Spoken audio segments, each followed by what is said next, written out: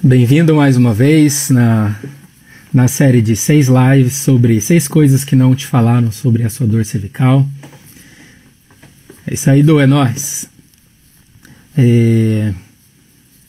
São coisas aí que eu fui acumulando aí com o meu tempo aí de prática clínica, atendendo aí e ajudando vários pacientes, e coisas também que a gente observa aí em pesquisa, tá? Então eu queria iniciar essa live mostrando aqui um livro que eu gosto muito, ok? Então eu sei que vai aparecer para você invertido aí, tá? Então o título dele em inglês a gente tem aqui Whiplash, Headache and Neck Pain, tá? Então é da professora australiana chamada Gwendolyn Ju, tá? Então o título dele é a lesão de chicote, tá? Para quem não sabe, a lesão de chicote é quando você tem um acidente e o seu pescoço faz aquele movimento que é muito comum se você estiver num carro, alguém bater atrás de você ou você bater o carro, uma moto, bicicleta, e chicotear o pescoço, tá? Então chama-se lesão de chicote. Isso pode gerar problemas que vão aparecer aí depois de 3, 5 ou 10 anos, caso você tenha um comprometimento dos seus ligamentos que estabilizam ali as vértebras cervical, ok? A headache é a dor de cabeça e o neck pain, que é a dor cervical ou cervicalgia, ou dor no pescoço, tá? A professora Gwendolyn Ju da Austrália, ela é uma senhorinha muito querida, muito gentil. Eu tive com ela num congresso internacional de fisioterapia manipulativa em São Paulo, onde eu participei de um curso que ela ministrou ali. Na ocasião também adquiri o livro que ela depois carinhosamente aqui fez uma dedicação aqui, olha, dizendo aqui para Rodrigo, né, com todos os meus melhores votos. Essa professora é muito importante na área da fisioterapia, especialmente no tratamento para dor cervical, porque ela tem então 35 anos de universidade e 30 anos de pesquisa só nessa área, estudando aqui essas lesões então de chicote, os problemas de dor de cabeça e dor cervical. Então, após esses 35 anos de universidade e 30 anos de pesquisa, nós tivemos aqui, assim, eu digo, uma bênção de Deus. Ela ministrou o último curso dela, que ela disse, olha, é meu último curso, estou aposentando. Ela foi professora de um colega nosso aqui, fisioterapeuta aqui, o Sérgio de Campinas, e o Sérgio trouxe ela para ministrar um curso aqui em Campinas, cujo eu tive a honra e o privilégio de participar, de estar aprendendo com ela. E aí conversei com ela depois ali no intervalo e falei, professora, como que tá? A gente falou de pesquisa, falei de alguns casos que eu estava atendendo, e ela falou, eu estou aposentando, eu acho que já tá bom, né? 30 anos de pesquisa e 35 de universidade. Ela é então uma das maiores autoridades aí em dor cervical, que deixou um grande legado aí pra gente. Tem uma equipe aí conectada no mundo todo, a editora de uma revista chamada Manual Therapy, que é uma das revistas de fisioterapia com maior nível de evidência científica, que toda publicação, todo artigo científico publicado nessa revista tem, assim, é muito respeitado, é uma revista muito séria, de grande impacto. Então, boa noite para você que está chegando aí, boa sexta, finalizando a semana. Na nossa primeira live, então, eu falei sobre a primeira coisa que talvez não te falaram sobre a sua dor cervical, e então eu queria só retomar de maneira rápida, que é o seguinte, as alterações que a gente encontra nos exames de imagem, na grande maioria das vezes eles não têm relação com a nossa dor cervical, ok? E eu queria iniciar esse segundo dia, que eu vou estar trazendo uma segunda coisa que talvez você não ouviu sobre a sua dor cervical, contando um caso de um cliente que eu atendi, que isso deve estar fazendo agora 2 anos, tá? 1 ano e meio para 2 anos. Um jovem gerente de banco, tá? Um gerente da maior rede de bancos aí nacional. Na época estava com 33 anos, 32 anos. Ele tinha um cargo de bastante importância no banco. Ele é gerente de empresas aí que movimentam aí em torno de uma média de 100 mil reais aí por semana, tá? Então, ele era um gerente de contas jurídicas de empresas com grande movimentação financeira. Então, era um emprego de bastante estresse, bastante cobrança, bastante responsabilidade, que ele fazia muito bem. Então, o que aconteceu no caso dele? Ele já havia sido submetido a uma cirurgia de hérnia de disco na coluna cervical, e após 6 meses ele ainda vivia com dor. Então, o que aconteceu é que essa cirurgia que ele fez para corrigir um problema de hérnia cervical não resolveu o problema de dor dele, tá? E após 6 meses aí de cirurgia, ele voltava em algumas consultas frequentes com o médico dele, e o médico fez de novo um exame de imagem e aí falou: olha, vamos fazer uma segunda cirurgia, você tem uma outra hérnia de disco em outro segmento da sua coluna vertebral, vamos partir para uma segunda cirurgia. E ele disse: não vou, porque a primeira não resolveu, então não vou fazer outra cirurgia, todo aquele procedimento, os dias de afastamento, o investimento financeiro. Então ele optou por não fazer essa segunda cirurgia por indicação do profissional que estava atendendo ele. Na ocasião, eu estava tratando de uma outra amiga dele, que também é gerente de banco, que estava tratando um problema de dor crônica comigo, e graças a Deus a gente tivemos um bom resultado. E boa noite para você que está chegando agora. Estou contando o caso aqui de um cliente amigo que eu atendi, que então foi submetido a uma cirurgia de hérnia cervical por conta de dor, e depois de 6 meses o problema não resolveu, a dor estava muito insuportável, afetando a qualidade de vida dele, o rendimento. E nós começamos então, fiz uma avaliação com ele, começamos o tratamento, tá? Utilizando fisioterapia monoortopédica e exercícios clínicos, com esse jovem aí de 33 anos. Muito interessante que a gente fazia a sessão, ele tinha uma boa resposta de alívio de dor, dava 2, 3 dias, a dor aparecia de novo, e aí a gente tratando, depois de 2 semanas, eu identifiquei que algo estava estranho, tá? Então, a resposta que ele estava tendo de melhora nas sessões era para ser mais progressiva. Se a gente pensar num gráfico crescente, né, a gente faz uma sessão, dá estímulo, e aí a gente estava tendo uma crescente, mas algo não estava batendo. E depois de 2 semanas, eu falei para ele: olha, senta aqui, para tudo, me descreva como foi essa semana sua, o que você fez, o seu tempo de sono, no trabalho, descreve para mim o seu trabalho, como está sendo. E aí ele me deu uma coisa, pessoal, que é muito chave, como eu citei na primeira live, para nós profissionais, os detalhes do seu dia a dia são muito importantes e tem um peso muito grande na hora que a gente vai fazer o que a gente chama de raciocínio clínico, ou seja, de associar os resultados dos testes clínicos que a gente realizou ali no pescoço, testar os músculos, as articulações, a inervação, os nervos que descem da cervical para o braço. Então, ele deu para mim, ou seja, de bandeja, o que estava sendo o problema que estava gerando a dor dele, que na verdade não era a hérnia cervical, tá? Apesar dele sentir a dor na cervical e sentir uma dor irradiada para o braço. E aí a gente fazia alguns testes na hora, não estava indicando que aquela dor vinha de uma hérnia que poderia pensar.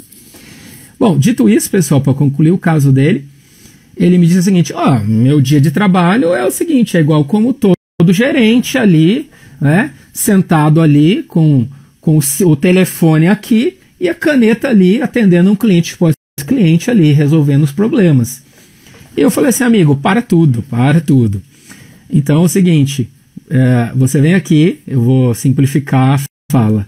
Você é como se você chegou aqui e pisou no prego, eu chego aqui e piso no prego, você vai lá e pisa no prego de novo. Então é o seguinte, todo o tratamento que eu estou fazendo, ele depende da gente fazer uma consciência, de trazer uma reeducação no postura, uma consciência de você procurar trabalhar um pouco mais alinhado.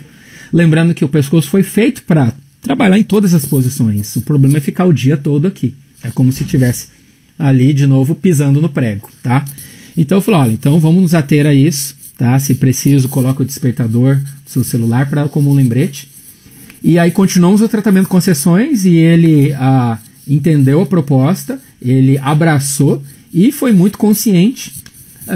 Passou pouco tempo, não tinha mais dor, pessoal. Então, a segunda dica que eu quero trazer hoje para vocês, né? Então, que a primeira da nossa live passada foi que as alterações nos exames de imagem, raio-x, ressonância magnética, tomografia, na grande maioria das vezes não tem relação com a nossa dor. Isso quer dizer que nós precisamos fazer uma avaliação com testes clínicos, colher a história e juntar tudo isso para a gente chegar num diagnóstico, tá? E então, chegando nessa segunda dica, já de antemão, depois eu contar o caso desse colega que eu atendi, a segunda dica, ou a segunda coisa que talvez não te contaram, que é o seguinte, que a grande maioria dos casos que a pessoa tem uma hérnia cervical, você não precisa de cirurgia, ok? Então eu vou repetir isso para deixar bem, de maneira bem enfática, enfatizar bastante. O fato de você sentir uma dor na cervical, que às vezes até irradia para o seu braço, e fazer um exame e aparecer lá que tem uma hérnia, não quer dizer que seu caso seja cirúrgico, tá? A grande maioria não é, e eu digo isso baseado em pesquisas e baseado na minha experiência clínica também, tá?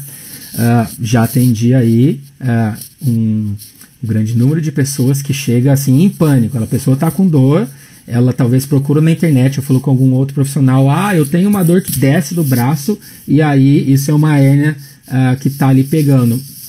E a gente faz uma avaliação, faz um tratamento, vamos avaliar o que precisa ser alterado de algum estilo de vida que a pessoa está fazendo. Por exemplo, então, trabalhar o tempo todo aqui, ele vai causar uma sobrecarga nas articulações da musculatura. Com o tempo, isso o cérebro pode não gostar, apertar o botão de dor, tá?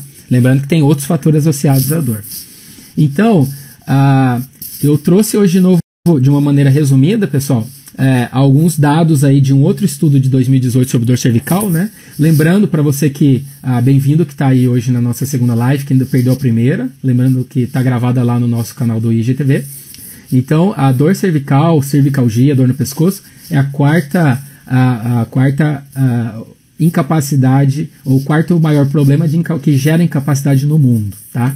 Então é mais comum em adultos e acomete 37% da população mundial. Eu trouxe alguns números que diferem um pouquinho daquele outro estudo, tá? Mas números um pouquinho mais assim atuais. E em 50% das pessoas que têm dor cervical, essa dor vai persistir por até 12 meses, tá?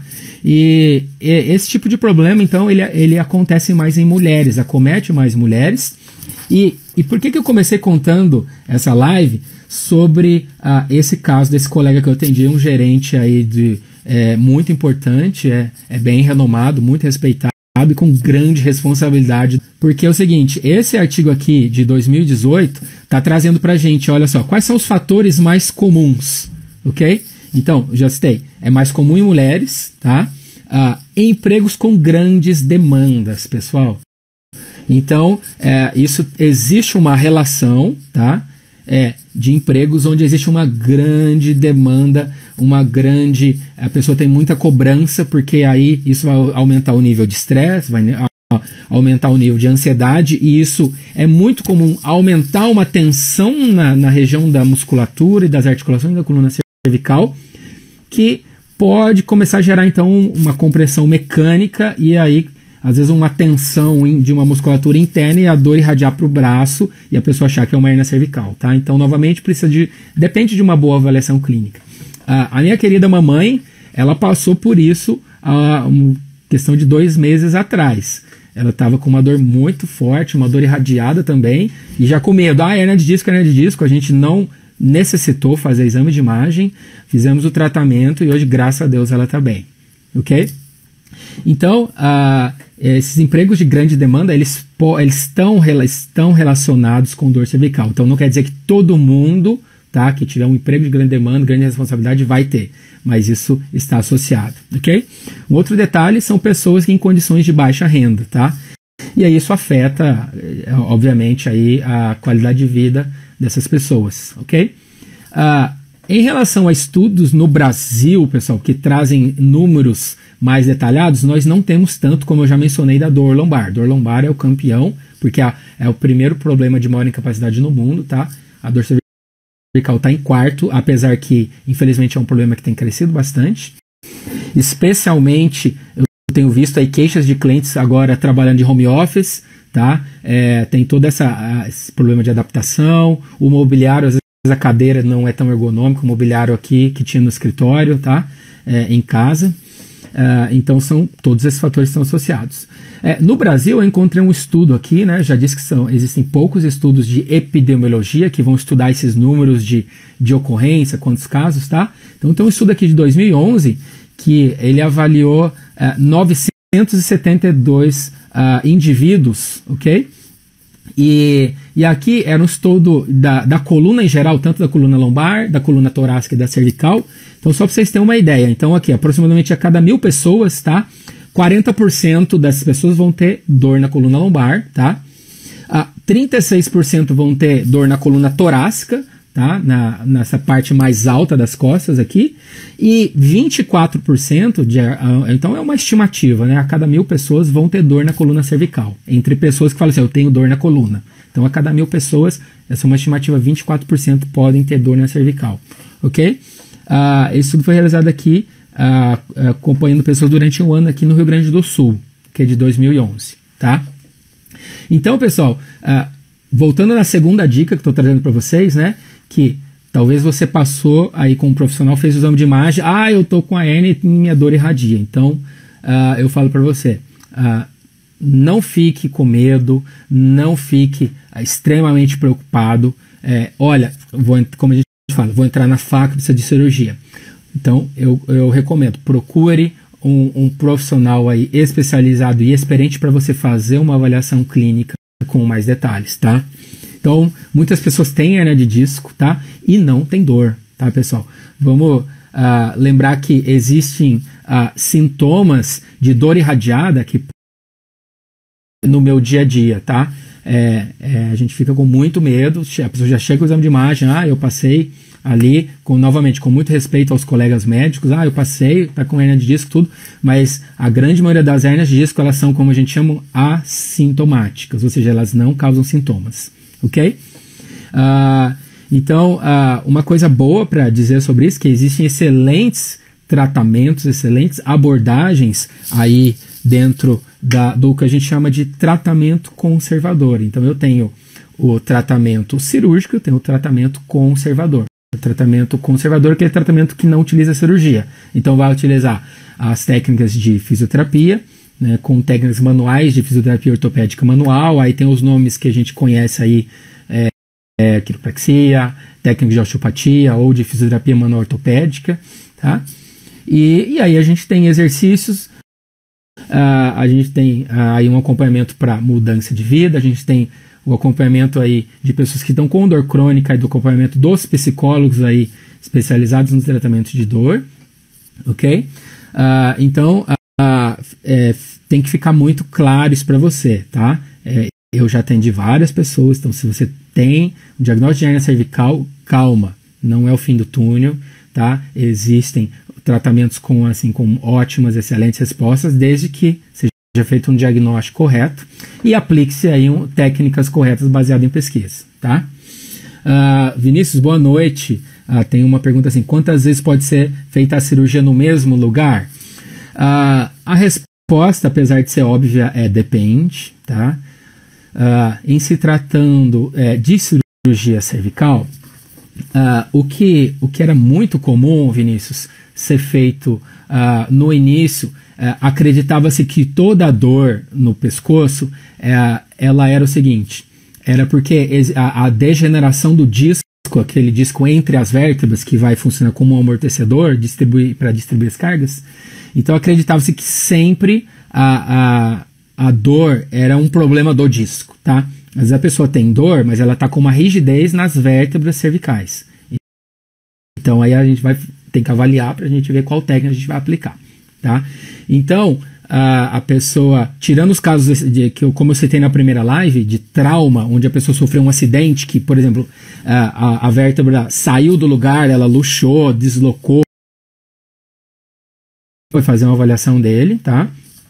Então, que é muito comum, por exemplo, teve uma fratura grande entre uma vértebra e outra, ou o disco entre uma vértebra e outra tem um desgaste muito grave, eles vão fazer o que a gente chama de artrodese, tá? Que é basicamente o que se fazia muito, tá?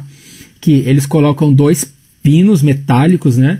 E aí existem várias técnicas, hoje vários instrumentos, e aí a ideia era travar aquelas 2 articulações, né? Então, você está muito estável, vamos travar aquilo lá, ok? Então, um dos problemas é que esse tipo de cirurgia, depois a médio e longo prazo, ele começa a sobrecarregar as outras vértebras, porque ali perdeu o movimento. Então, se for um caso traumático, às vezes realmente é a melhor coisa que tem que fazer. Então, o cirurgião vai estar julgando isso, ok? E esse tipo de cirurgia, geralmente você não vai fazer outra, a não ser que aqueles pinos soltem, que são casos assim, muito raros, a pessoa sofreu um outro acidente, bateu a cabeça, tá? E trazendo hoje para cirurgias que a gente chama de minimamente invasivas. Então, às vezes, tem técnicas novas aí, onde às vezes vai fazer um corte menor, tá? E aí, às vezes, ele vai, tipo, com aquela ideia de só tirar aquela bexiguinha da hérnia, tá? Então, depende assim, muito, a gente não tem uma resposta fechada, Vinícius. É 2, 3, tá? Eu contei o caso desse cliente aí, gerente de banco, tá? Ele foi submetido à primeira, o médico na época queria fazer a segunda, e aí nós fizemos um tratamento, tivemos uma resposta excelente, não foi necessário, tá? De coluna cervical, eu nunca atendi cliente que fez 2 cirurgias, tá? Sempre pelo menos uma, tá? Ou outros que não fizeram nenhuma, tá?